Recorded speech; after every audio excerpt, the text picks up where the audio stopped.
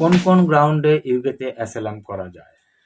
ইউকেতে অ্যাসাইলাম করতে হলে মূলত ৫টা স্পষ্ট গ্রাউন্ডে সে অ্যাপ্লিকেশন করতে পারে, গ্রাউন্ডে অ্যাসাইলাম করতে পারে। প্রথমটা হচ্ছে রেস। রেস হচ্ছে মানে ভিন্ন জাতি। যদি কেউ ভিন্ন জাতীয়তার কারণে জাতি হওয়ার কারণে ওই দেশে তার পারসিকিউশন হওয়ার ভয় থাকে বা ওয়েল ফাউন্ডেড ফিয়ার থাকে, তাহলে তিনি অ্যাসাইলাম করতে পারবেন।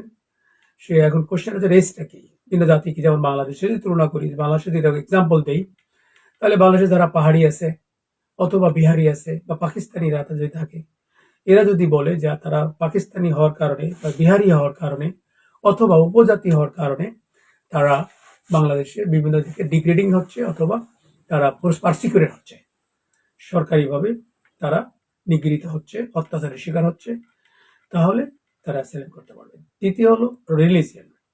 যেমন বাংলাদেশে যদি যারা হিন্দু আছে, বৌদ্ধ আছে, তারা যদি রিলিজিয়ন হওয়ার কারণে, ধর্মীয় কারণে যদি তারা অত্যাচারের শিকার হয় বা পারসিকিউটেড হতে পারে, আর যদি তারা যদি দেশের অভ্যন্তরে কোনো এনফোর্সমেন্ট অথরিটির কাছ থেকে তারা যদি কোনো প্রোটেকশন না পায়, তাহলে সাকসেসফুলি তারা অ্যাসাইলাম করতে পারে। আর একটা গ্রাউন্ড হচ্ছে ন্যাশনালিটি। এটা race and nationality almost same, যে যদি অন্য দেশের ন্যাশনালিটি যদি হয়, যদি আসে, কিন্তু সে বাংলাদেশের ন্যাশনাল না তারা, কিন্তু পাহাড়ি বা বিহারিরা কিন্তু বাংলাদেশে থাকছে দীর্ঘদিন ধরে, কিন্তু অন্য দেশের ন্যাশনালিটি যদি এই দেশের ন্যাশনালিটির সাথে যদি এরকম হয়, ভিন্ন ন্যাশনালিটি হওয়ার কারণে সে সেখানে ডিগ্রেডিং হচ্ছে অর্থাৎ পারসিকিউটেড হওয়ার সম্ভাবনা আছে, তাহলে সে অ্যাসাইলাম করতে পারবে এবং এই কারণে টার্গেট হয়ে থাকে। তারপর হচ্ছে পলিটিক্যাল অপিনিয়ন। যদি দেশের অভ্যন্তরে কারো যদি পলিটিক্যাল অপিনিয়নের কারণে সে যদি পারসিকিউটেড হওয়ার সম্ভাবনা থাকে বা ওয়েল ফাউন্ডেড ফিয়ার থাকে, তাহলে সে করতে পারবে। যেমন বাংলাদেশে বিএনপি, আওয়ামী লীগ, এই মুহূর্তে যেমন আওয়ামী লীগ তারা তাদের মতামত প্রকাশ করতে পারতেছে না, তাদের লিডাররা বা নেতারা পালিয়ে আছে।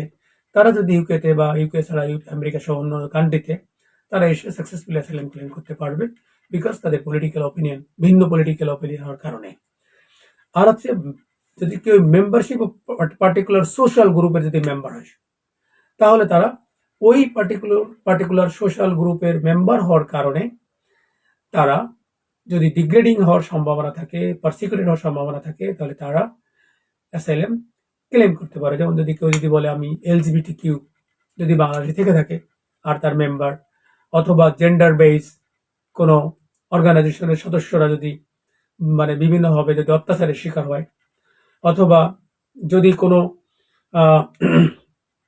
মানে কোনো বিশেষ কোনো গ্রুপ এর মেম্বার হয়েছে বা বিশেষ কোনো মতাবলম্বী হওয়ার কারণে তাদেরকে যদি সরকার বা দেশের মানুষ যদি তাদেরকে অত্যাচার করে এবং যদি এনফোর্সমেন্ট অথরিটি থেকে যদি কোনো প্রোটেকশন না পায়, তাহলে সাকসেসফুলি তারা অ্যাসাইলাম করতে পারবে। এছাড়াও যদি কোনো বিশেষ কোনো ব্যক্তি দ্বারা যদি নিগৃহীত হয়, তাহলে humanitarian protection under article 8 of the European convention on human rights এর আন্ডারে সে করতে পারবে, এই গ্রাউন্ডে যে সে ওই পাওয়ারফুল ব্যক্তি দ্বারা তার সে অত্যাচারের শিকার হচ্ছে, সম্ভাবনা সে শিকার হচ্ছে, অথবা তার লাইফ রিস্ক আছে।